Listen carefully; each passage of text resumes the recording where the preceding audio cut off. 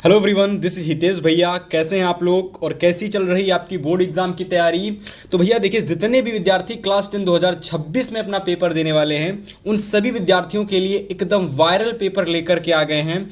और अगर आपने यह क्लास, आज की यह क्लास आपने पूरी वीडियो देखी, इस क्लास को आपने अगर पूरा देखा तो आपका अगर अर्धवार्षिक पेपर है, अगर आपका बोर्ड पेपर है या फिर आपका प्री बोर्ड पेपर है, मैं गारंटी दे रहा हूं भाई साहब कि यहाँ से इस प्रश्न पत्र से आपके बोर्ड परीक्षा में भाई 100% क्वेश्चंस पूछे जाएंगे। अब आप कहेंगे कि भैया आपने इतनी ज़्यादा गारंटी के साथ ये क्यों कह दिया। तो देखो, मैं आपको बता देता हूं कि जो भी आपके प्रश्न पत्र में मैं क्वेश्चंस ले करके आया हूं इस गणित के पेपर में, वह सारे के सारे क्वेश्चंस आपके प्रीवियस ईयर में पूछे गए वेरी मोस्ट इंपॉर्टेंट क्वेश्चंस हैं। और डेफिनेटली अगर आपने क्लास पूरी देख ली ना, मैं गारंटी दे सकता हूँ कि भाई साहब जो ये 70 नंबर का पूर्णांक आपके पेपर में आता है ना, आप बोर्ड परीक्षा में आसानी से 70 में 60 नंबर पेपर में लेकर के आओगे। ठीक है, इस बात की मैं आपसे गारंटी ले रहा हूँ, है ना। बस करना क्या है कि इस पूरी क्लास को कंप्लीट देखना है ना। सारी चीज़ें आपको समझ में आएंगी, कहाँ कौन सा क्वेश्चंस पेपर में आता है, कैसे कैसे क्वेश्चंस हमारे पेपर में पूछे जाते हैं, सब कुछ आपको समझ में आने वाला है। ठीक है, तो इस क्लास को पूरा देखना, कंप्लीट देखना। तो चलिए स्टार्ट करते हैं। और आपको मैं एक चीज़ बता देता हूँ कि जो भी आपके बोर्ड में पेपर आएगा भाई, उसका जो कह सकते हो फॉर्मेट रहेगा वह कुछ इस तरीके का होगा, है ना, कि आपको यहाँ पर अपना अनुक्रमांक लिखना पड़ेगा। ठीक है, यहाँ पर आपको अपना नाम लिखना पड़ेगा। तो ये बेसिक सी जानकारी होती है जिसको आप पता कर लेंगे, ठीक है, मेरे द्वारा। और यदि मैं बात करता हूँ पेपर को सॉल्व करने के लिए जो हमें समय मिलेगा वह हमारा होगा 3 घंटे 15 मिनट। यानी ये जो 15 मिनट आपको दिए जाएंगे, प्रारंभ के 15 मिनट, इसमें आप सभी विद्यार्थियों को प्रारंभ के 15 मिनट में सभी परीक्षार्थियों को प्रश्न पत्र पढ़ने के लिए निर्धारित हैं, है ना। तो यह चीज़ आपको एकदम माइंड में फिक्स कर लेनी कि सबसे पहले जो 5-15 मिनट हमको मिलेंगे, हमको पेपर में सारी चीज़ें पढ़नी है कि कैसा कैसा क्वेश्चन, किस किस तरीके का क्वेश्चन हमारे प्रश्न पत्र में आया हुआ है। तभी जा करके आप 70 में 60+ नंबर लेकर के आओगे, मिनिमम 60+। ठीक है भाई। इसके बाद यहाँ पर आपके कुछ निर्देश दे रखे हैं, है ना, इनको आप पढ़ लेना, है ना। मैं आपको बता देता हूँ, इसका स्क्रीनशॉट वगैरह ले लेना, पढ़ लेना। बहुत ज़्यादा कह सकते हो, कुछ ज़्यादा जानकारी वाली बात नहीं है, इसको आप पढ़ लेना। फिलहाल आगे के जो महत्वपूर्ण चीज़ें हैं, मोस्ट आईएमपी चीज़, अब वो जो क्वेश्चंस हमारे हैं जिनको मैं बताने वाला हूँ वह आपको देखने हैं और सारे के सारे क्वेश्चंस आपको एकदम अच्छे से नोट करने हैं। तो चलो भाई, सबसे पहले मैं यहाँ डिस्कस करूँगा सबसे पहला क्वेश्चन जो कि आपके पेपर में आता है भाई, बहुविकल्पी क्वेश्चंस, है ना। अब देखो, ये हमारा पहला क्वेश्चन होता है जो कि आपको बहुविकल्पी प्रश्न देखने को मिलेंगे।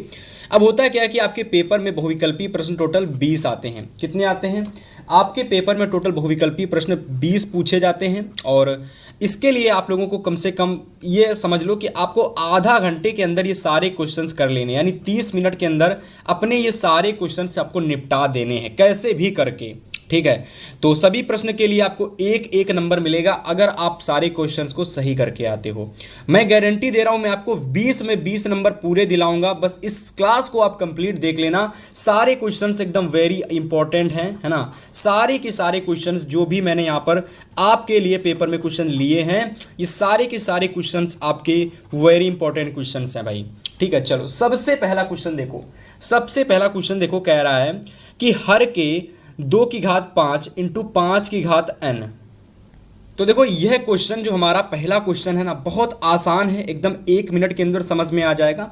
चलो मैं इसको समझाने का प्रयास करता हूँ। देखो, हमसे कह रहा है कि 2 की घात m इंटू 5 की घात n रूप के आधार पर ज्ञात कीजिए कि 1458 बटे में 1250 का दशमलव प्रसार कितने स्थान तक रहेगा। देखो, बहुत आसान सा प्रश्न है ना, एकदम आसानी से सॉल्व करेंगे और एकदम आसानी से समझेंगे। देखो, प्रश्न में यहाँ पर एक चीज़ ज़रा समझने का प्रयास करना आप लोग कि यहाँ पर हमको 1458 बटे में 1250 दे रखा है। ठीक है, अब देखो हमको क्या करना है, इसका दशमलव प्रसार निकालना है। क्या निकालना है भैया? इसका निकालना है दशमलव प्रसार। ठीक है, सभी विद्यार्थी एकदम अच्छे समझ लेंगे इसका दशमलव प्रसार कैसे निकालेंगे, उस चीज़ पर आप लोग ज़रा फोकस करेंगे। देखो, सबसे पहले देखो क्या करते हैं भैया, ये जो हमारा 1250 होता है ये हमारा हर होता है, यानी हर को हम लोग उठा लेंगे, है ना। हर को हम लोग उठा लेंगे और इसके कर देंगे भैया गुणनखंड। इसके क्या कर देंगे? इसके कर देंगे गुणनखंड। तो कर लो गुणनखंड भाई, एकदम आसानी तरीके से, है ना, कोई दिक्कत नहीं होगी गुणनखंड करने में। देखो 1250 के गुणनखंड कर लो। देखो 2 छंग 12, ठीक है, 2 दूना के 4, 2 पंचे 10, ठीक है भाई। इसके बाद देखो यहाँ पर 5 से करो, 5 एकम 5, 5 दूना के 10, 5 पचा के 25, फिर करो 5 दूना के 10, 5 पचा के 25, फिर कटो 5 पचा के 25, फिर काटो 5 एकम 5। यानी अगर आप यहाँ पर देखोगे तो 2 की घात 1 है ना, 5 की घात 4 इंटू में 5 की घात 4 ये आया। और देखो इसकी तुलना, इस 1250 की तुलना हम लोग कर देते हैं किससे, हम लोग इस 1250 की जो तुलना होती है वह हम लोग कर देते हैं 2 की घात यम इंटू 5 की घात n से। देखो यहाँ पर यम हमारा है ये 1 का आ रहा है, यहाँ पर यन हमारा ये 4 आ रहा है। हमको हमेशा ध्यान देना है जिसकी घात अधिक होगी, जिसकी घात भैया अधिक होगी है ना, चाहे वो n की हो या फिर m की हो, वह उतने स्थानों तक दशमलव प्रसार हमारा समाप्त होगा। तो यहाँ पर कह रहा है कि जो हमारा ये संख्या दे रखी थी 1458 बटे में 1250 का दशमलव प्रसार कितने स्थान तक रहेगा। तो देखो आपको पता चला कि m की घात 1 है छोटा है, n की घात 4 है जो कि बड़ा है। तो हमारा जो दशमलव प्रसार है भैया वो 4 स्थानों तक जाकर समाप्त होगा। कितने स्थानों तक जाकर समाप्त होगा, तो 4 स्थान यानी 4 स्थानों तक जाकर समाप्त होगा। ये एक प्रकार से आप ट्रिक भी समझ सकते हो, ऐसा भी कह सकते हो, कॉन्सेप्ट भी है ना। तो आप लोग अपने अनुसार इसे समझ सकते हो। केवल कुछ नहीं करना कि 2 की घात 5 इंटू 5 की घात n रूप में इसको आपको लेकर के आना है और ये आपका आ गया। यहाँ से आपको देखना किसकी घात ज़्यादा है। 5 की घात, अगर 2 की घात ज़्यादा दे रखा है तो यहाँ पर सिंपल से आपको देखना किसकी घात ज़्यादा है। तो आपने देखा कि m की घात 1 है और n की घात 4 है। आपने देखा कि n की घात 4 हमारा अधिक है। तो बस यहाँ इतने स्थानों तक दशमलव प्रसार आपका समाप्त होने वाला है, ठीक है। तो ऑप्शन आप लोग बिल्कुल सही लगाओगे, सभी विद्यार्थी है ना, सभी के सभी स्टूडेंट सही लगाएंगे ऑप्शन नंबर 4 को, ठीक है। 4 यहाँ पर ये हमारा ऑप्शन नंबर 4 बिल्कुल सही हो जाएगा, ठीक है। चलो अगले क्वेश्चन को देखो भैया, अगले क्वेश्चन को नोट करेंगे सभी विद्यार्थी है ना, जितने भी क्लास को देख रहे हैं सभी स्टूडेंट अगले क्वेश्चन को नोट करेंगे। कह रहा है कि दिया है मासा बराबर में 99 और 153, यानी मासा 99 और 153 का 9 दे रखा है और हमसे कह रहा है ये जो दो संख्या हमारी 99 और 153 है इनका लासा क्या होगा। बहुत ज़्यादा वेरी इंपॉर्टेंट और रिपीटेड क्वेश्चन। जितने भी विद्यार्थी क्लास को देख रहे हैं भैया इस क्वेश्चन को एकदम अच्छे से समझ लेना। बहुत बार प्रश्न ये क्वेश्चन आपके पेपर में आया हुआ है। देखो एकदम बारीकी से समझना, ध्यान से एकदम। देखो सबसे पहले क्या करना है कि यहाँ पर अगर मैं बात करता हूँ मासा की, अगर मैं यहाँ पर मासा की बात करता हूँ तो वह हमारा 9 दे रखा है ना। क्वेश्चन नंबर ये हमारा दूसरा है, तो क्वेश्चन नंबर दूसरे में मासा हमारा 9 दे रखा है। और अगर मैं संख्या की बात करता हूँ, अगर मैं संख्या की बात करता हूँ तो ए संख्या हमारी दे रखी है 99 और बी संख्या हमारी दे रखी 153, ठीक है। और इसको सॉल्व करने का अगर मैं बात करता हूँ फार्मूला क्या होता है, तो देखो भाई सभी लोग एकदम, इसको सॉल्व करने का फार्मूला होता है कि दोनों एलसीएम गुणित एचसीएफ बराबर में दोनों संख्याओं का गुणनफल, ठीक है। तो ये होता है फार्मूला, ये होता है फार्मूला। अब मैं क्या करूंगा, यहाँ पर एलसीएम और एचसीएफ जो भी मुझे ज्ञात करना है उसको मैं ज्ञात करूंगा और एलसीएम या एचसीएफ का मान मैं यहाँ पुट कर दूंगा। देखो मासा हम लोगों को 9 दे रखा है, एलसीएम हम लोगों को ज्ञात करना है, ठीक है। ए संख्या हमारी 99 है, ठीक है। बी संख्या हमारी 153 है। तो यहाँ से एलसीएम बराबर मैं लिख सकता हूँ 99 इंटू 153 बटे में 9, 9 एकम 9, 9 एकम 9। अगर मैं यहाँ पर एलसीएम निकालता हूँ तो देखो भैया एलसीएम हम लोगों का कितना निकलेगा, 11 से मल्टीप्लाई 153 को कर दो तो 11 × 33 हासिलेगा 3, 11 × 5 55 और 3 58 यानी 8 हासिलेगा 5, 11 एकम 11 5 16 यानी 1683। सभी विद्यार्थी एकदम अच्छे से देखेंगे और 1683 हमारा यहाँ से एलसीएम आ जाएगा। यानी आंसर नंबर अगर मैं सही लगाता हूँ माय डियर स्टूडेंट्स तो वह हमारा डी नंबर बिल्कुल सही हो जाएगा। जितने भी विद्यार्थी क्लास को देख रहे हैं भैया लाइक कर देना, चैनल को सब्सक्राइब कर लेना। अगर आपको बोर्ड परीक्षा में 95+ नंबर लाने हैं तो इस वीडियो को पूरा ज़रूर देख लेना, ठीक है। गारंटी दे रहा हूँ ऐसे क्वेश्चन हैं जो कि आपके बोर्ड परीक्षा में 101% आने वाले हैं, ठीक है।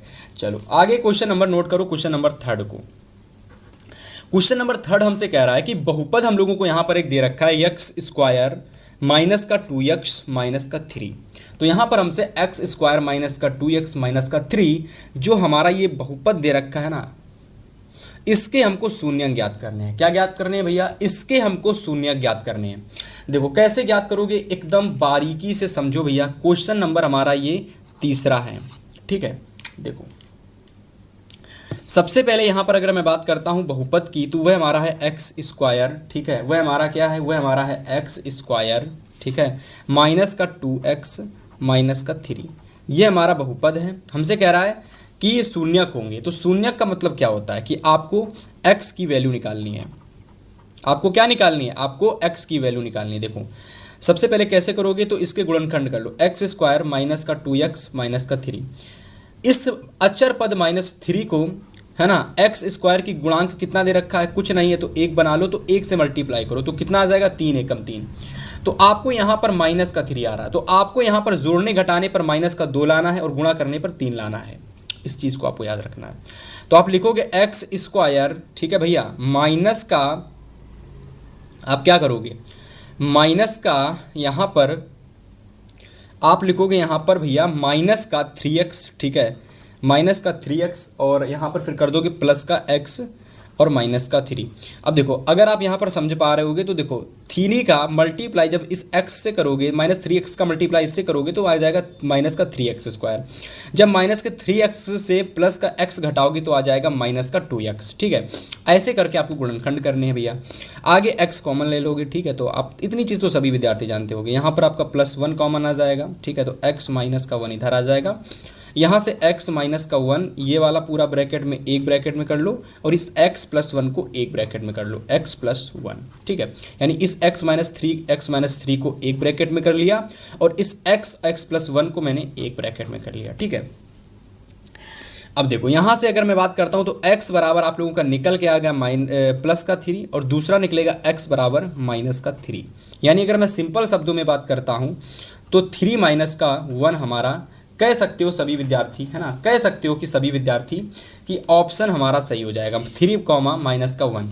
ऑप्शन देखते हैं भैया, 3 कॉमा माइनस का 1 कहाँ दे रखा है। देखो ऑप्शन नंबर सी देखो भैया, सभी विद्यार्थी सी नंबर हमारा बिल्कुल सही ऑप्शन हो जाएगा, ठीक है। सभी विद्यार्थी क्लास को लाइक शेयर सब्सक्राइब कर लेंगे भैया। जिन्होंने अगर अभी तक सब्सक्राइब नहीं किया चैनल को तो सब्सक्राइब कर लेना। गारंटी दे रहा हूं कि 95+ नंबर आप लोग इस बार लाने वाले हो, क्योंकि मैं ऐसे ऐसे क्वेश्चंस करा रहा हूं जो भाई साहब आपके डायरेक्ट बोर्ड एग्जाम 2026 में पूछे जाने वाले हैं, ठीक है। चलो आगे क्वेश्चन नंबर 4 को नोट करो।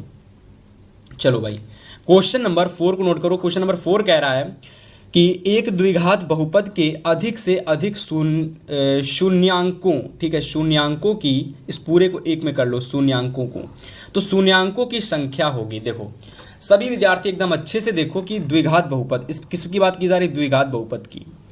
देखो द्विघात बहुपद की अगर मैं बात करता हूं तो द्विघात बहुपद के शून्यांकों की संख्या हमेशा याद कर लेना 2 होती है। अगर त्रिघात बहुपद है तो 3 होगी, है ना, और 4 घात बहुपद है तो 4 होगी। लेकिन यहाँ पर द्विघात बहुपद है तो हमारी 2 होगी शून्यांकों की, कह सकते हो, संख्या। तो सभी विद्यार्थी एकदम अच्छे से नोट कर लेंगे इसका आंसर। ऑप्शन नंबर डी हमारा बिल्कुल सही हो जाएगा भैया। इसके बाद चलिए डियर, जितने भी प्यारे भाषाती क्लास को देख रहे हैं, 5 नंबर क्वेश्चन को देखेंगे, और 5 नंबर क्वेश्चंस को बड़े ही बारीकी से समझना, क्योंकि यह क्वेश्चंस आपके पेपर के लिए सबसे ज़्यादा इंपॉर्टेंट है। देखो क्यों इंपॉर्टेंट है, देखो यहाँ पर हमको एक स्टेटमेंट दे दी गई है कि कोई हल नहीं है। अब ये कोई हल नहीं है क्या होता है मैं आपको सब बताता हूँ। देखो यहाँ पर हमारा एक समीकरण हमारा ये है और एक समीकरण हमारा ये दे रखा है। अब देखो इसको जरा बारीकी समझने का प्रयास करना।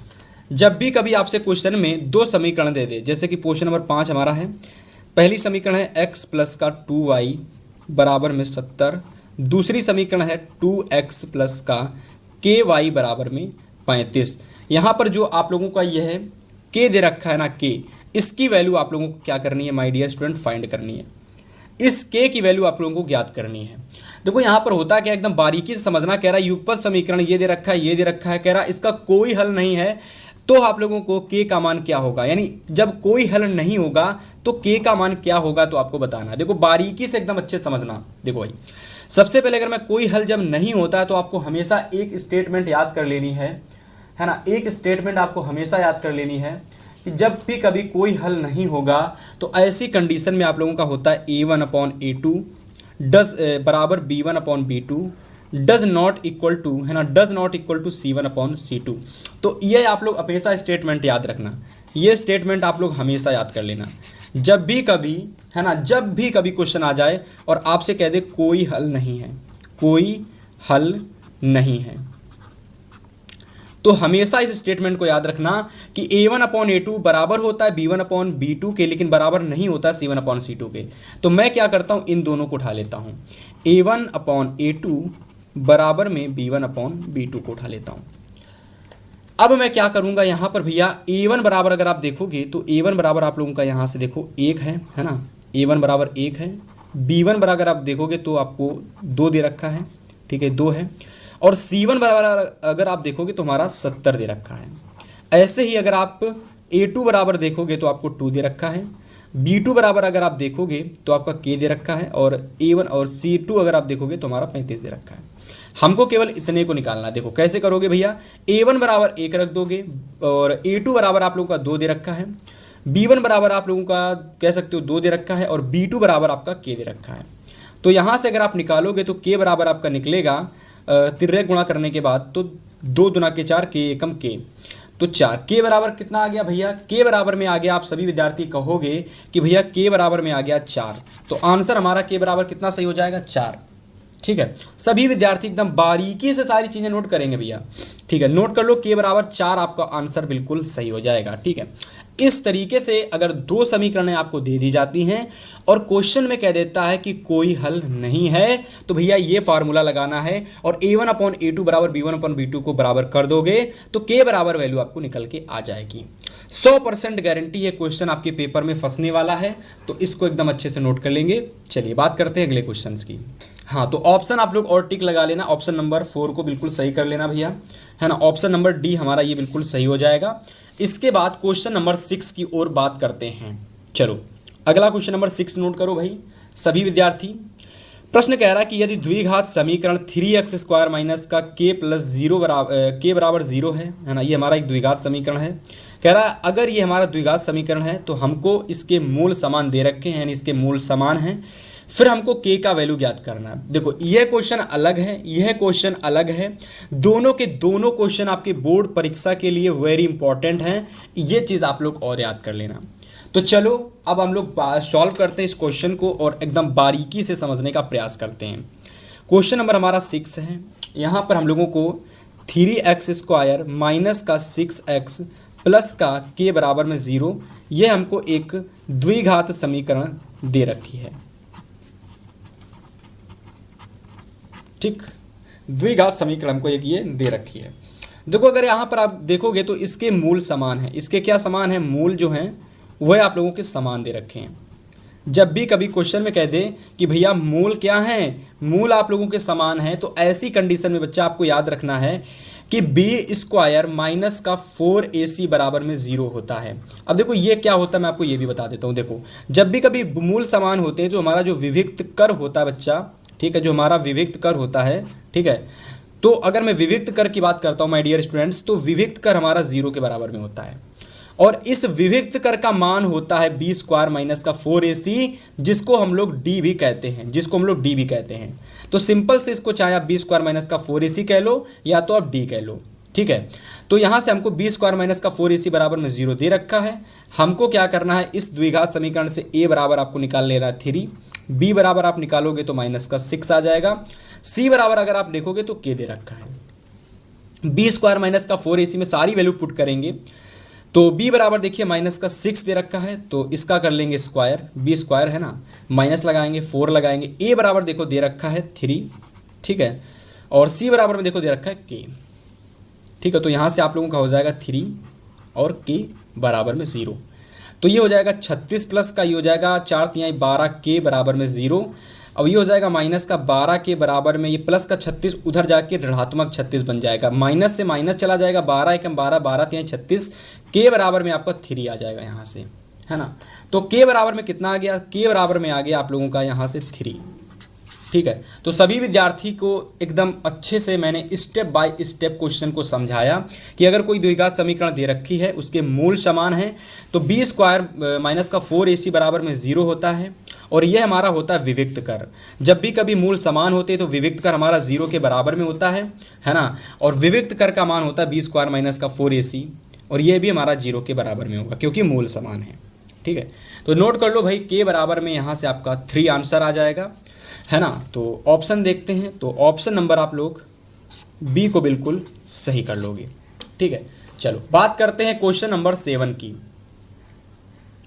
चलो क्वेश्चन नंबर अगर आप 7 देखोगे तो यहां हमसे कह रहा है, क्वेश्चन कह रहा है कि दो आकृतियां जिनकी आकार कर लो, जाकार नहीं आकार कर लो, आकार, जिनके आकार समान हो परंतु उनके आमाप समान ना हो, तो ऐसी आकृतियां समान आकार की कहलाती हैं, ठीक है। यानी दो आकृतियां हैं जिनका आकार समान है लेकिन उसके आमाप समान नहीं हैं, तो समान आकार, आकार समान है, ठीक है, परंतु आमाप समान नहीं है, ठीक है। तो ऐसी आकृतियों को हम लोग समरूप बोलते हैं मेरे हिसाब से, ठीक है, समरूप आकृति बोलते हैं, ठीक है। तो ऑप्शन नंबर हमारा जो समरूप है वो हमारा सही हो जाएगा, क्योंकि जब हमारा आकार अगर समान हो लेकिन आमाप समान ना हो, मतलब ये कुछ इस तरीके से हो, ये कुछ इस तरीके से हो, मतलब एक बड़ी है एक छोटी है, एक बड़ी है और एक छोटी है, लेकिन दिखने में दोनों एक जैसी हैं, तो ऐसी हमारी समरूप आकृतियां होती हैं।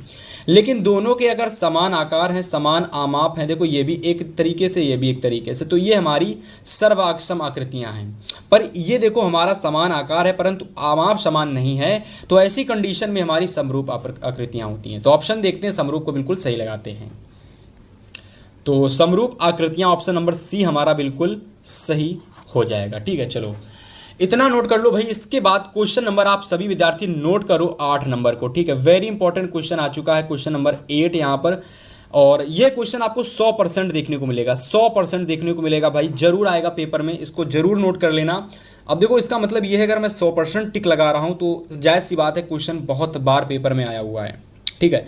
और 100% मैं इस वजह से बताता हूँ क्योंकि भाई आपको तैयार करना है, अगर नहीं तैयार करोगे तो फिर आपको यही रहेगा कि अरे क्वेश्चन तो बताया था पर हमने तैयार नहीं किया। तो मैंने आपको बता दिया, बस आपको तैयार कर लेना है। देखो समझाता हूँ, देखो यहाँ कह रहा है कि हमको 2 बिंदु दे रखे हैं, कह रहा है कि बिंदुओं 2 मतलब -2 6 है ना, दूसरा है -2 10, ये 2 हमारे बिंदु हैं। कह रहा है इन दोनों बिंदुओं को मिलाने वाली रेखाखंड के मध्य बिंदु के निर्देशांक ज्ञात कीजिए। देखो अगर मैं क्वेश्चंस की बात करता हूं my dear student, question number हमारा 8 है। एक बिंदु यहाँ पर हमारा दे रखा है -2 6 दे रखा है, ठीक है। दूसरा बिंदु हमारा यहाँ पर -2 10 दे रखा है, ठीक है। अगर मैं यहाँ पर मध्य बिंदु की बात करता हूँ, तो मध्य बिंदु का निर्देशांक आप लोग मान सकते हो कि x, y है, ठीक है। तो जब हम मध्य बिंदु के निर्देशांक निकालते हैं तो इसको हम x1 y1 मान लेते हैं, ठीक है, और इसको x2 y2 मान लेते हैं। जब आप लोग x1 निकालोगे ना मध्य बिंदु में, मैं लिख देता हूँ मध्य बिंदु, क्या निकाल रहे हैं भाई, मध्य बिंदु के निर्देशांक निकाल रहे हैं। देखो जब आप लोग एक्स वाई निकालोगे, एकदम बारीकी से समझना, जब आप एक्स वाई निकालोगे तो सबसे पहले एक्स निकालना, एक्स के लिए फार्मूला लगाना भाई x1 + x2 बटे में 2, और y बराबर जब आप निकालना तो फार्मूला लगाना y1 + y1 बटे में 2, ठीक है। तो x1 की अगर मैं बात करता हूँ तो यह आप लोगों का दे रखा है -2, ठीक है। और अगर मैं x2 की बात कर रहा हूँ तो भैया प्लस लगाओ, है ना, और दे रखा है -2, इसके बट्टे में कर दो 2। इसको आगे निकालोगे तो ये हो जाएगा -4 बट्टे में 2, क्योंकि ये प्लस में है, अंदर माइनस में है तो बाहर आएगा तो ये भी माइनस में बन जाएगा, तो -2 ये बन जाता है -4, ठीक है। तो -4 बट्टे में 2 काटोगे तो ये आपका आ जाएगा -2, ठीक है। ऐसे ही अगर आप y की वैल्यू निकालोगे तो y1 आपको देखो दे रखा है 6, ठीक है।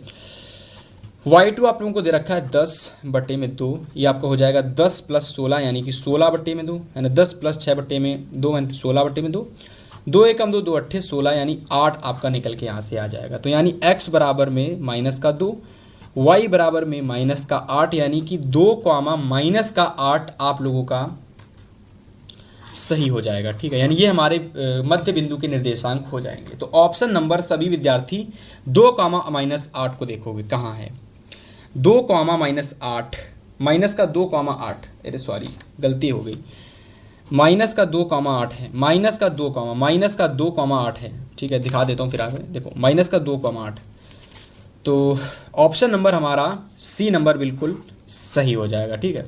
और ऐसा एक क्वेश्चन आपको 100% पेपर में देखने को मिलने वाला है, ठीक है। चलो क्वेश्चन नंबर 9 देखो।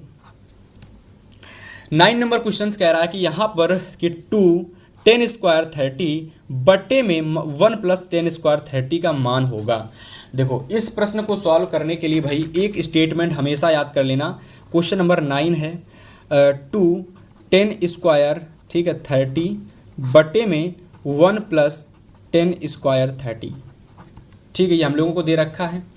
अगर मैं इस स्टेटमेंट को याद करता हूं तो सबसे पहले आपको याद कर लेना इस समीकरण को, यानी इस क्वेश्चन को, सवाल को करने से पहले आपको भैया एक चीज़ याद कर लेनी है कि 10 30 की वैल्यू कितनी होती है।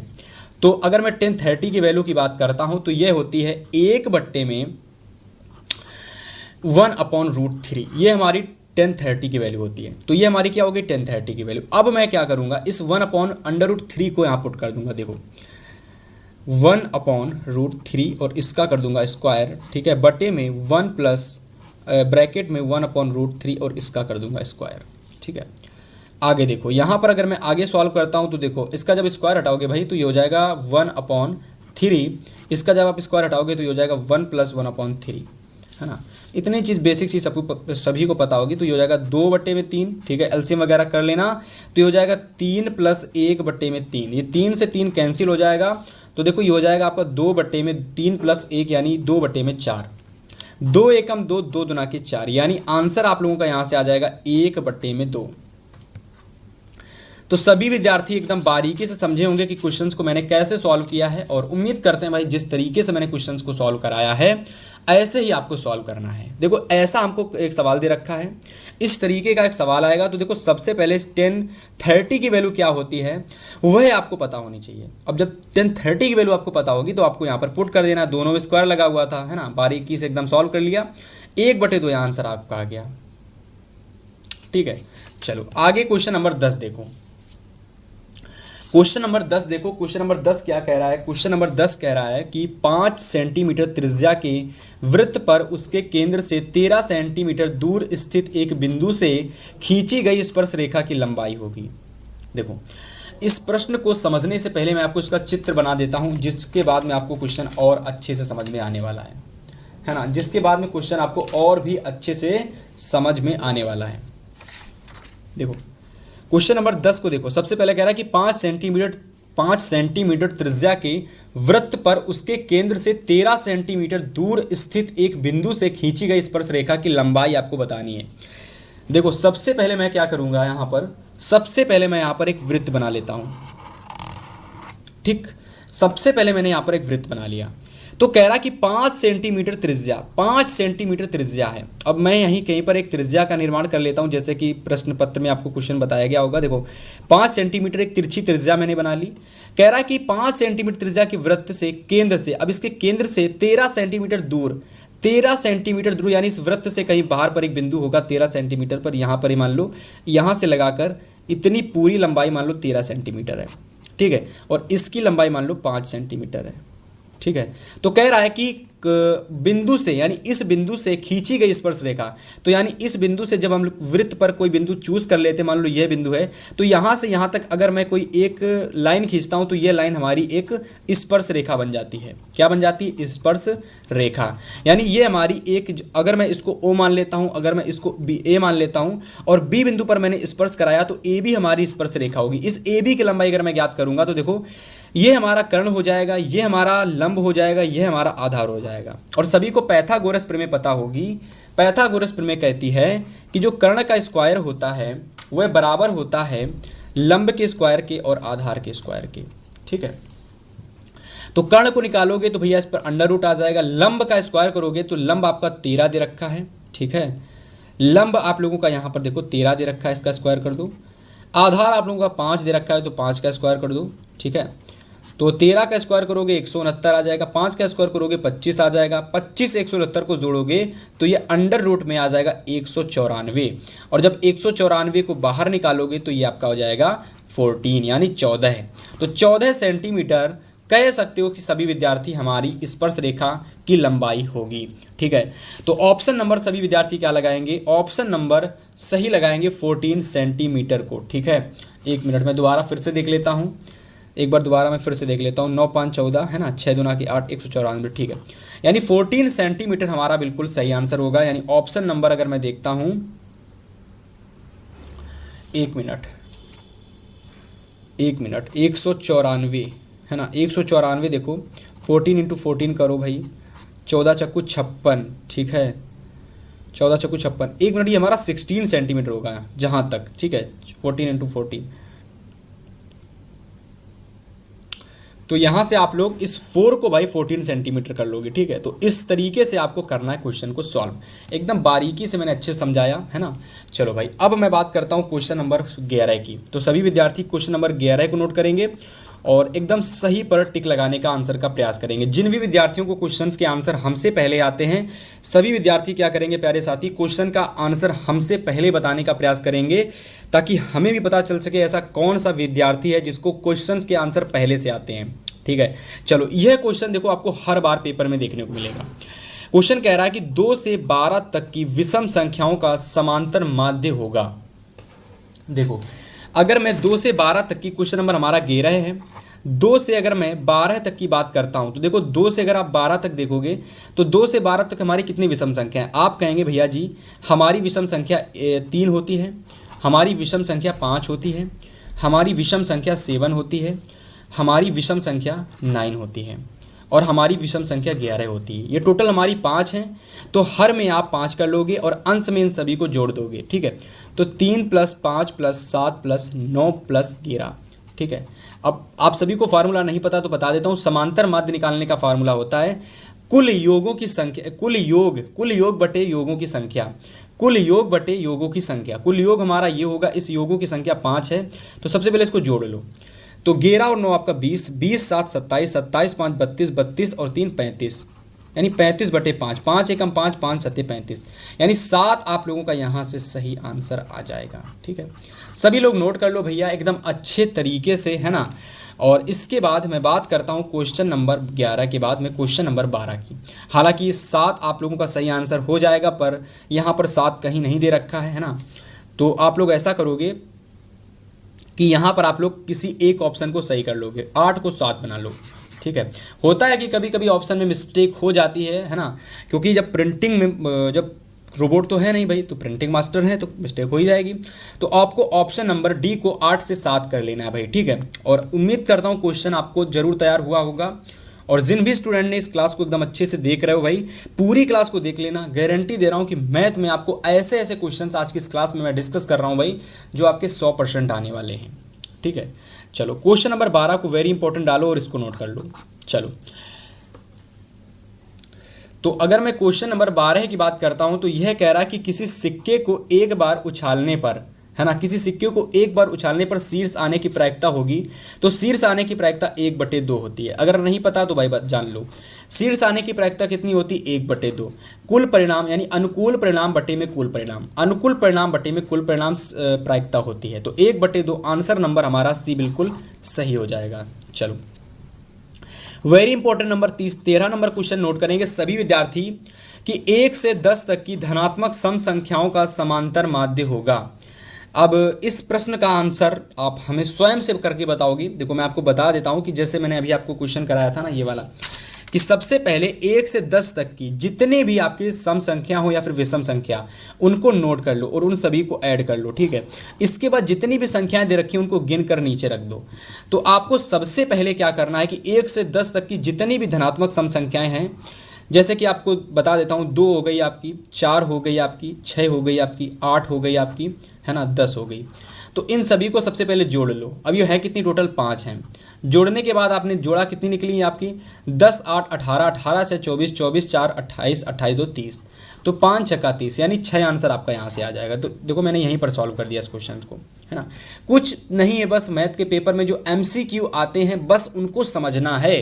अगर आपने एक बार इन सभी MCQ को भाई एक बार अच्छे से समझ लिया, तो मैं गारंटी दे रहा हूं कि पेपर में ये जब क्वेश्चंस आपके आएंगे ना, तो आपके ऑटोमेटिक हाथ चलने लगेंगे कि ये क्वेश्चन इस तरीके से लगेगा, इस क्वेश्चन को इस तरीके से सॉल्व करना है ना। बस प्रश्न को एकदम अच्छे से समझना है, नोट कर लेना है, ताकि आपको ये क्वेश्चन पेपर में जब आए तो आसानी से आप इनका आंसर कर पाएँ।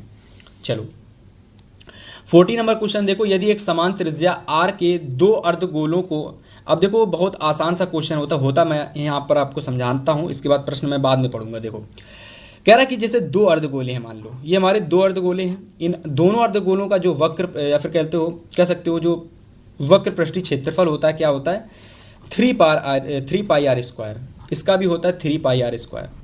अब मैं क्या करूँगा, जब इन दोनों को जोड़ूंगा ना तो जो इसके ऊपर वाला भाग होता है ना इसको मैं हटा दूंगा, इस ऊपर वाले भाग को मैं हटा दूंगा भाई। तो जब ये ऊपर से जुड़ेंगे तो इस तरीके से कुछ जुड़ जाएंगे भाई। अब देखो इसके जो ये वाला भाग था दोनों तरफ ये तो हट चुका है, तो दोनों से पाई आर स्क्वायर माइनस कर देंगे। तो यहाँ पाई आर स्क्वायर माइनस होगा तो 2 पाई आर स्क्वायर बन जाएगा, यहाँ पाई आर स्क्वायर माइनस होगा तो ये 2 पाई आर स्क्वायर हो जाएगा। 2 पाई आर स्क्वायर और 2 पाई आर स्क्वायर को जब आपस में जोड़ोगे ना तो 4 पाई आर स्क्वायर बन जाएगा। यानी ऑप्शन नंबर हमारा 4 पाई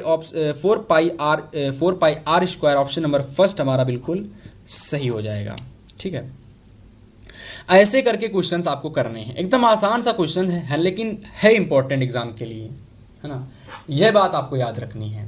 चलो आगे देखते हैं और आगे के सारे क्वेश्चन सॉल्व करने का प्रयास करते हैं। चलो भाई आगे देखो क्वेश्चन नंबर 15 को। तो यहाँ देखो क्वेश्चन नंबर 15 क्या कह रहा है, यहाँ पर एक हमको फिगर यानी चित्र दे रखा है। कह रहा है कि इसमें चित्र में जो हमारा ये फिगर दे रखा है इसमें आपको त्रिज्यखंड AOB यानी AO और आपको B, इस AOB का आपको त्रिज्यखंड का क्षेत्रफल ज्ञात करना है। त्रिज्यखंड OAB का क्षेत्रफल ज्ञात करना है। देखो सबसे पहले अगर मैं त्रिज्यखंड के क्षेत्रफल के फार्मूले की बात करता हूँ तो वह होता है आप लोगों का थीटा बटे में 360 डिग्री पाई आर स्क्वायर।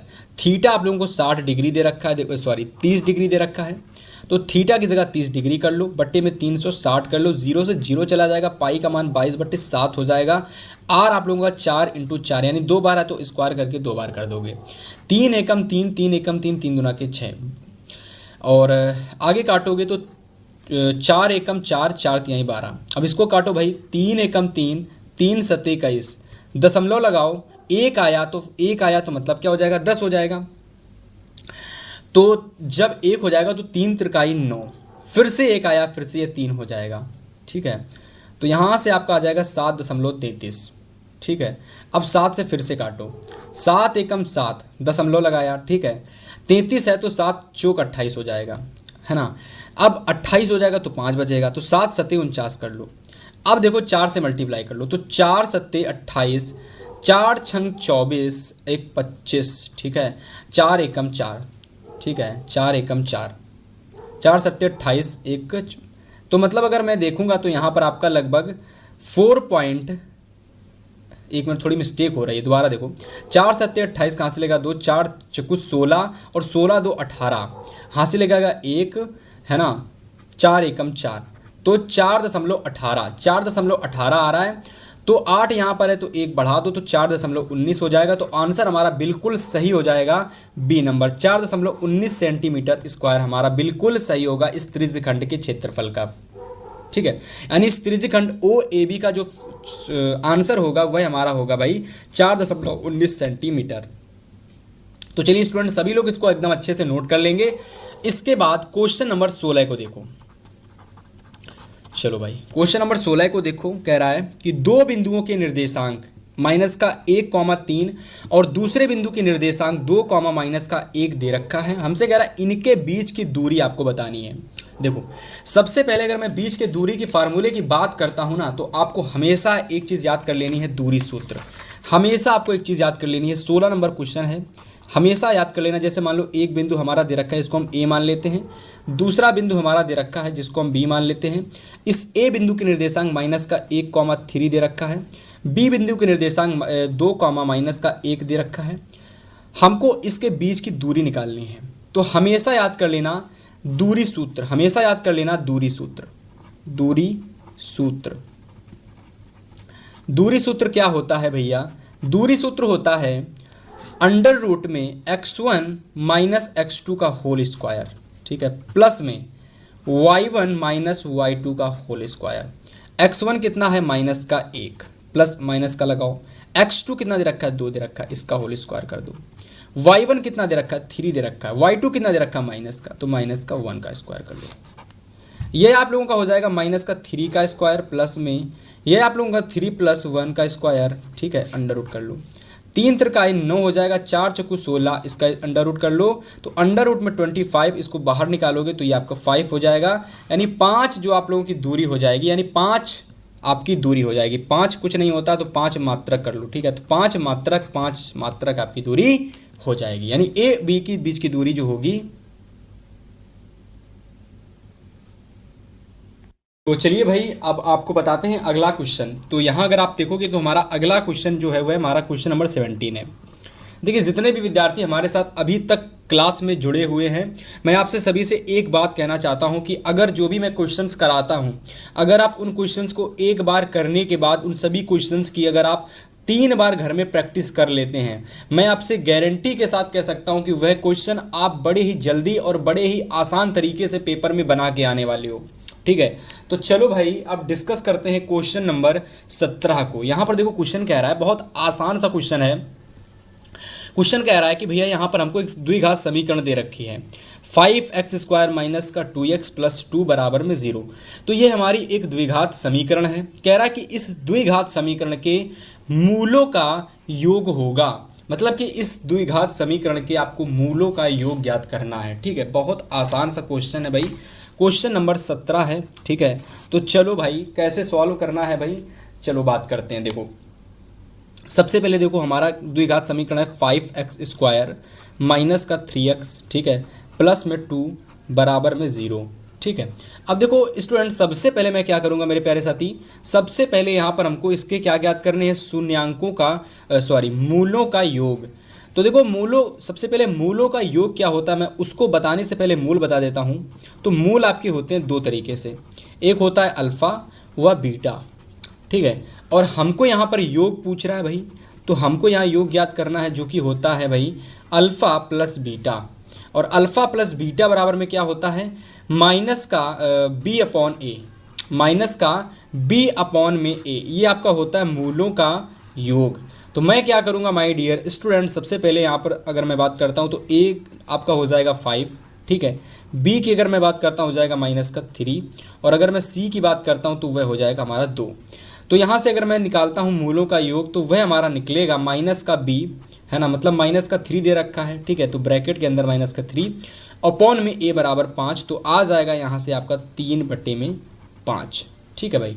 तो आंसर आप सभी विद्यार्थियों का क्या निकला होगा, आंसर सभी विद्यार्थियों का निकला होगा 3/5, ठीक है। जिन भी विद्यार्थियों ने क्वेश्चन को सॉल्व करने का प्रयास किया है भाई, आपको हमेशा याद कर लेना है कि अल्फ़ा प्लस बीटा यानी मूलों का योग बराबर में होता है माइनस का b अपॉन में a, ठीक है। और वहाँ पर मैंने b और a की वैल्यू को पुट करके यहाँ से मैंने क्या किया भैया, आप लोगों के द्विघात समीकरण के जो मूलों का योग होता है आप लोग इस तरीके से सभी स्टूडेंट निकाल सकते हो, ठीक है। चलो भाई अगला क्वेश्चन नंबर देखोगे, क्वेश्चन नंबर 18, ठीक है। चलिए भैया सभी विद्यार्थी क्वेश्चन नंबर 18 को देखेंगे। और यहाँ पर देखिए क्वेश्चन हमसे कह रहा है कि हमको यहाँ पर एक बहुपद दे रखा है, सेम ऐसा ही क्वेश्चन 17 वाला था, है ना, जैसा 18 वाला है, थोड़ा सा डिफरेंस है। यहाँ पर हमको एक द्विघात समीकरण दे दी गई है और हमसे कह रहा है कि इस पार्टिकुलर द्विघात समीकरण के शून्यांकों का योगफल बताइए। शून्यांकों का योगफल का मतलब होता है कि अल्फ़ा डॉट बीटा यानी अल्फ़ा गुणा बीटा बराबर क्या होता है। देखो भाई यहाँ पर समझो एकदम बारीकी से, यहाँ पर समझो एकदम बारीकी से, अल्फ़ा गुणित बीटा बराबर होता है c अपॉन में a। अगर मैं c की बात करता हूँ तो सभी विद्यार्थी कहेंगे माइनस का 2 है, a की बात करेंगे तो सभी विद्यार्थी कहेंगे 3 है। तो यहाँ से आंसर आपका निकल के आ जाएगा माइनस का 2 अपॉन में a, ठीक है, सॉरी माइनस का 2 अपॉन में 3। तो भैया आंसर आपका कौन सा सही हो जाएगा, आंसर नंबर आपका बी बिल्कुल सही हो जाएगा, यानी माइनस का 2/3 हमारा ये राइट ऑप्शन हो जाएगा।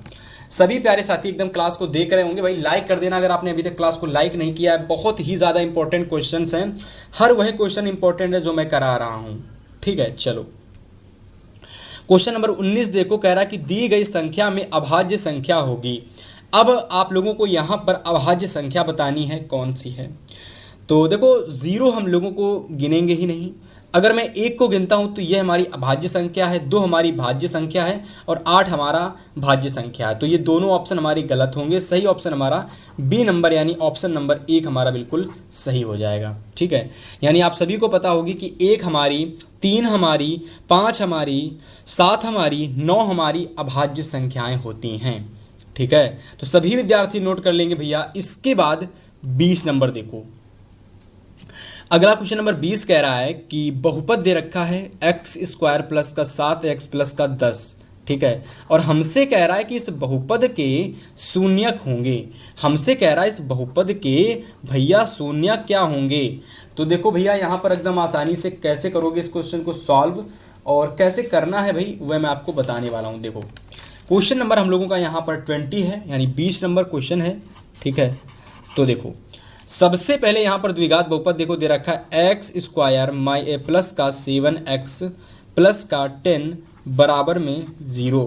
ये हमारा क्या दे रखा है, द्विघात बहुपद।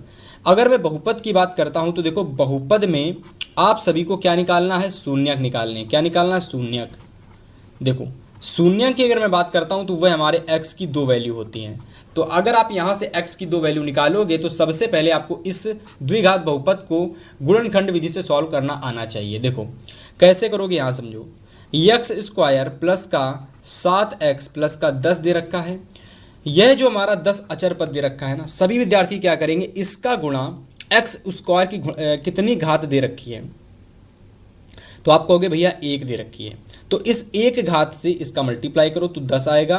हमको क्या करना है कि जोड़ने घटाने पर यहाँ पर 7 लाना है और गुणा करने पर 10x स्क्वायर लाना है। तो देखो कैसे लाओगे, देखो एक्स स्क्वायर, ठीक है, मैं क्या करूँगा यहाँ पर 5 दूना के 10 होता है, 5 दूना के 10, तो सबसे पहले तो 2x लिखूंगा, फिर मैं 5x लिखूंगा। ऐसा इसलिए कर रहा हूँ ताकि मेरे 2 गुणन कह सकते हो 2 हमारे गुणनखंड बन सकें। देखो कैसे भी बता रहा हूँ, देखो 2x प्लस का 5x प्लस का 10। देखो एक यहाँ पर x को कॉमन लेंगे तो आ जाएगा x प्लस का 2, है ना। अब यहाँ पर देखो 5 को मैं कॉमन लूँगा तो आ जाएगा 5, अरे x आ जाएगा और 5 से 1 चला जाएगा भाई, है ना। 5 दूना के 10 आ जाएगा x प्लस 2। ये x प्लस 2 एक बार ले लेंगे भैया, x प्लस 2, और इस x प्लस 5 को एक बार ले लेंगे। ठीक है भैया, तो यहाँ से देखोगे सभी विद्यार्थी x बराबर आ गया माइनस का 2 और x बराबर आपका आ गया माइनस का 5। तो x बराबर माइनस का 2 और माइनस का 5, ये हमारे द्विघात बहुपद के 2 शून्यांक हो जाएंगे। ठीक है भैया, उम्मीद करते हैं कि सभी विद्यार्थी एकदम अच्छे से समझे होंगे कि यहाँ पर अगर मैं शून्यांकों की बात करता हूँ तो ये ऑप्शन आपको हटा लेने हैं। इसकी जगह आपको कोई 2 किसी भी मतलब कि आपको देखिए सॉल्व करना क्वेश्चन को आना चाहिए। ऑप्शन आपके बाकायदा आपके पेपर में आपको सही दिख जाएंगे। यहाँ पर आपके गलत ऑप्शन दे रखे हैं, इसको आपको इग्नोर करना है। पेपर में आपके एकदम सही ऑप्शन दे रखे होंगे। आंसर में हमको एक ऑप्शन टिक लगा देना जिसमें हमारे माइनस का 2 और माइनस का 5 दिखे, बस भैया वही हमारा सही ऑप्शन हो जाएगा। ठीक है, तो उम्मीद करता हूं कि भैया यहाँ तक अगर आपने क्लास को अच्छे से देखा है, वॉच किया है, सारी चीज़ों को समझा है, तो देखो यहाँ से मैंने जितने भी क्वेश्चंस आपके इस मॉडल पेपर के अंदर कराए भाई, मैं गारंटी ले रहा हूँ कि 2026 बोर्ड परीक्षा में सारे के सारे क्वेश्चन आपको डायरेक्ट प्रश्न पत्र 2026 में हो या फिर आप प्री बोर्ड हो या अर्धवार्षिक हो, आपको डायरेक्ट क्वेश्चन दिखने वाले हैं, है ना। तो चलो भाई, अब मैं आपको वह बताने वाला हूँ जो कि आपको बोर्ड परीक्षा में भाई सबसे ज़्यादा नंबर देखा जाता है, यानी 50 नंबर का टॉपिक, यानी वर्णनात्मक प्रश्न जो कि भाई 50 नंबर के आते हैं, है ना। देखो सबसे पहले मैं क्या करूंगा कि आपको बताऊंगा कि 50 नंबर वाले क्वेश्चन कहाँ कहाँ से आते हैं, 4-4 नंबर वाले क्वेश्चन कैसे आते हैं, 2-2 नंबर वाले क्वेश्चन कैसे आते हैं, 6-6 नंबर वाले क्वेश्चन कैसे आते हैं। तो जितने भी क्वेश्चन कराएंगे सभी क्वेश्चन को एकदम अच्छे से नोट करना है भैया। तो चलो सबसे पहले डिस्कस करते हैं भाई खंड बा के वर्णनात्मक प्रश्नों में प्रश्न नंबर का को, यानी प्रश्न नंबर 1 को। देखो यहाँ कह रहा है सभी खंड को हल कीजिए। देखो प्रश्न पत्र में पहला क्वेश्चन आएगा जिसमें दिया जाएगा कि सभी खंड को हल कीजिए। देखो भैया यहाँ पर आपके लगभग 2-2 नंबर वाले आराम से आपको 5 से 6 क्वेश्चन दिखेंगे। इन सारे क्वेश्चन को आपको पेपर में सॉल्व करना है। ठीक है भैया, चलो पहले क्वेश्चन के सारे क्वेश्चन देखते हैं, 2-2 नंबर वाले। सारे प्रश्नों का स्क्रीनशॉट ले लेना और गूगल के या चैट जीपीटी या फिर कहीं से इन प्रश्नों को स्वयं से तैयार जरूर से कर लेना। चलो भाई देखते हैं। चलो भाई सबसे पहला क्वेश्चन नोट करो भैया, ए नंबर क्वेश्चन ये नोट कर लो। आंकड़ा 3, 4, 6 तथा x का माध्य आप लोगों को 5 दे रखा है। आपको x का मान ज्ञात करना। नोट कर लो भैया, 2 नंबर में क्वेश्चन बहुत इंपॉर्टेंट है। आपको कुछ नहीं करना, स्क्रीनशॉट ले लेना है और डायरेक्ट गूगल लेंस पर इन क्वेश्चन को सर्च कर देना है।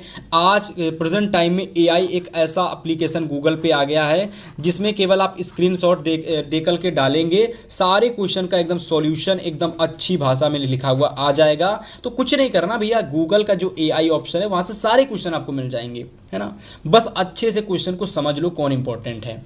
सबसे पहला इंपॉर्टेंट क्वेश्चन आपका वीआईएमपी क्वेश्चन ये है, इसको नोट कर लेना। इसके बाद दूसरा वीआईएमपी क्वेश्चन आपको ये नोट करना है, पृष्ठीय क्षेत्रफल आयतन से लिया गया है कि एक शंक्वाकार बाल्टी के दोनों वृत्तीय सिरों की त्रिज्या 28 सेंटीमीटर और 7 सेंटीमीटर है ना। कह रहा कि यदि बाल्टी की ऊंचाई 45 सेंटीमीटर है तो बाल्टी की धारिता ज्ञात कीजिए। 2 नंबर का क्वेश्चन है, बहुत इंपॉर्टेंट है भैया, 100% क्वेश्चन आपके पेपर में फंसने वाला है, ठीक है। ऐसे ही देखो एक क्वेश्चन नंबर आपका डी है, सिद्ध कीजिए कि 2 + √3 एक अपरिमेय संख्या है। 2 नंबर का सबसे ज़्यादा important, very very important question, इसको वेरी वेरी बहुत इंपॉर्टेंट कर लो भाई, बहुत इंपॉर्टेंट है ना। ऐसे ही देखो क्वेश्चन नंबर सी है कि बिना लंबी विभाजन प्रक्रिया किए ज्ञात कीजिए कि 987 बटे में 10,500 संख्या का दशमलव प्रसार शांत होगा या फिर अशांत आवर्ती होगा। बहुत ही ज़्यादा रिपीटेड और इम्पोर्टेंट क्वेश्चन है ना। तो नोट कर लो भैया, यहाँ पर मैंने जितने भी क्वेश्चन आपको बताए सारे वीआईएमपी क्वेश्चन हैं, इन सभी का आंसर आपको गूगल के एआई फॉर्म से आसानी से मिल जाएगा। चलो भाई आगे देखो क्वेश्चन नंबर सी, 2 नंबर का क्वेश्चन है, त्रिभुज यानी कि ट्रायंगल चैप्टर से लिया गया है। कह रहा है कि दी गई आकृति में छायांकित भाग का क्षेत्रफल ज्ञात कीजिए। त्रिभुज ABCD भुजा 14 सेंटीमीटर का एक वर्ग है और APD और BPC 2 अर्धवृत्त हैं। इसको डायरेक्ट नोट कर लो भैया और इस क्वेश्चन को डायरेक्ट सर्च कर लेना गूगल के लेंस वाले सेक्शन में जाकर के, आंसर आपको विधिवत मिल जाएगा, आपको बस नोट कर लेना है, ठीक है। ऐसे ही आपको देखो दूसरा खंड दे रखा है कि किन्हीं 5 खंड को हल कीजिए।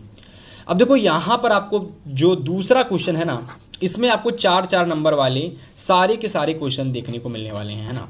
चलो भाई सबसे पहला क्वेश्चन देखो, कह रहा है कि जांच कीजिए कि, और आपको 5 खंड ही केवल हल करने हैं भाई, 5 खंड ही केवल हल करने हैं। कह रहा है कि जांच कीजिए कि द्विघात समीकरण, हमको द्विघात समीकरण ये दे रखी, कह रहा कि वास्तविक है, यदि ऐसा हो तो मूल भी ज्ञात कीजिए।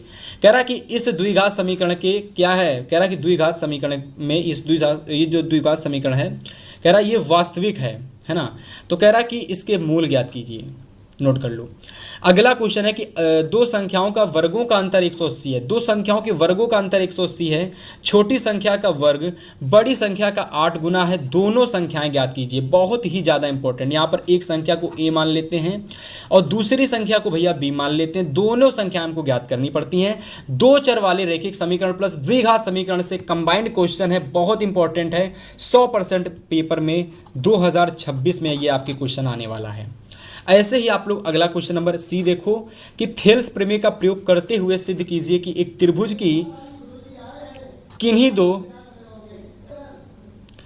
दो भुजाओं के मध्य बिंदु को मिलने वाली रेखा तीसरी भुजा के समांतर होती है। तो चलो भाई नोट कर लो इस क्वेश्चन को भी। और अगला क्वेश्चन नंबर डी देखो, ये हमारा ट्राइंगल चैप्टर से लिया गया काफ़ी इंपॉर्टेंट क्वेश्चन है और बार बार ये परीक्षा में आता है भाई। चलो आगे डी नंबर नोट करो कि बिंदु आपको एक ये दे रखा है, एक ये बिंदु दे रखा है और आपको एक ये बिंदु दे रखा है। कह रहा है इन तीनों बिंदुओं को जोड़ने वाली रेखाखंड किस अनुपात में विभाजित है। देखो कुछ इस तरीके से ये क्वेश्चन आपका पेपर में होता है।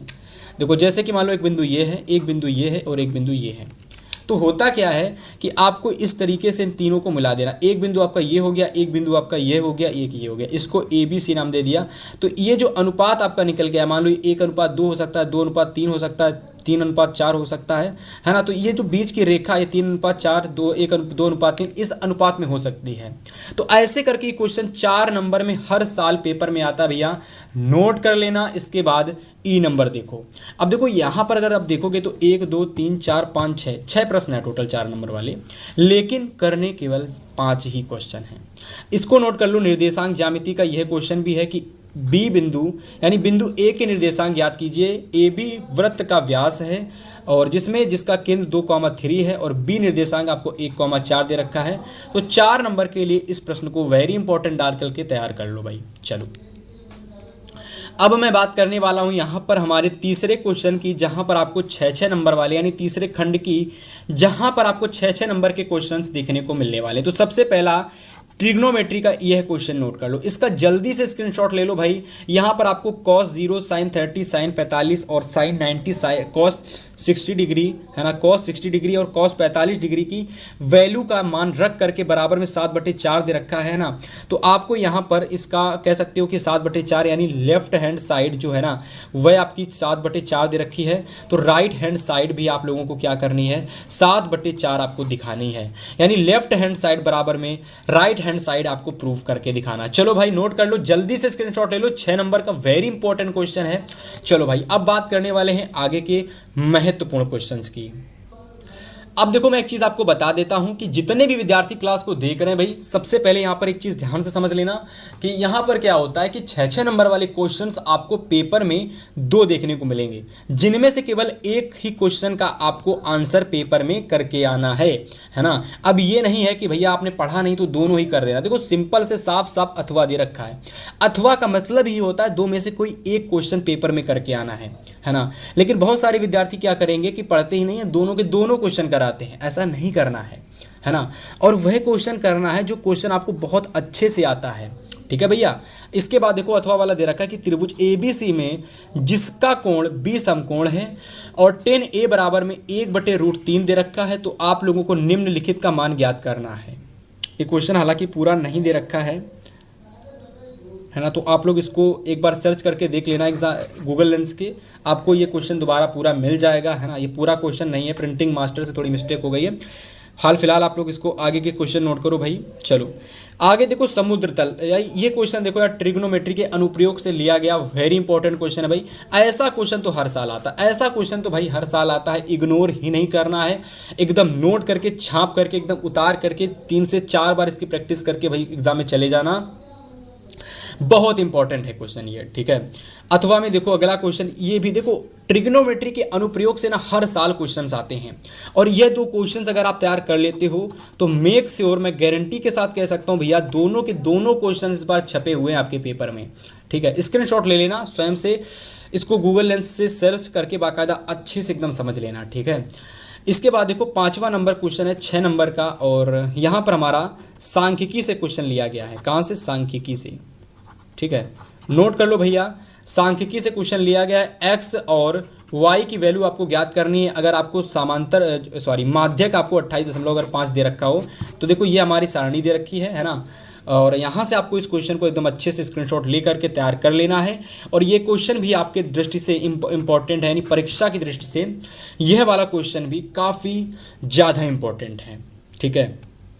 चलो आगे क्वेश्चन की बात करते हैं, क्वेश्चन नंबर अथवा वाले की, ठीक है। अथवा वाले की बात करते हैं। चलो तो यहाँ पर देखो अथवा वाले क्वेश्चन की अगर आप बात करोगे तो यदि एक विद्यार्थी के प्राप्तांकों का समांतर माध्यपन 25 हो तो f का मान आपको ज्ञात करना है। देखो ये आप लोगों को यहाँ पर एक सारणी दे रखी है ना, इसको अब नोट कर लो एकदम अच्छे से। देखो कितनी बार ये क्वेश्चन, हालांकि ये गलत दे रखा है, ये क्वेश्चन आपका 25 में भी आया हुआ है ना। बस अच्छे से आपको नोट कर लेना है और यहाँ पर आपको f की जो वैल्यू है वह आपको ज्ञात करनी है।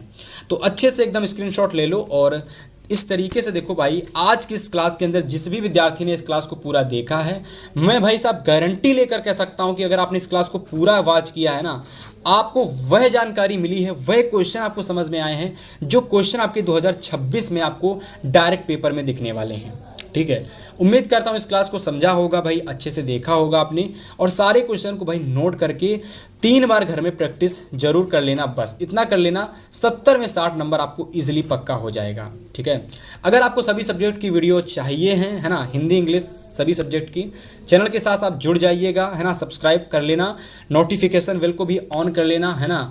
तो मिलेंगे आपसे एक और इम्पॉर्टेंट वीडियो के साथ, तब तक के लिए गुड बाय, गुड लक।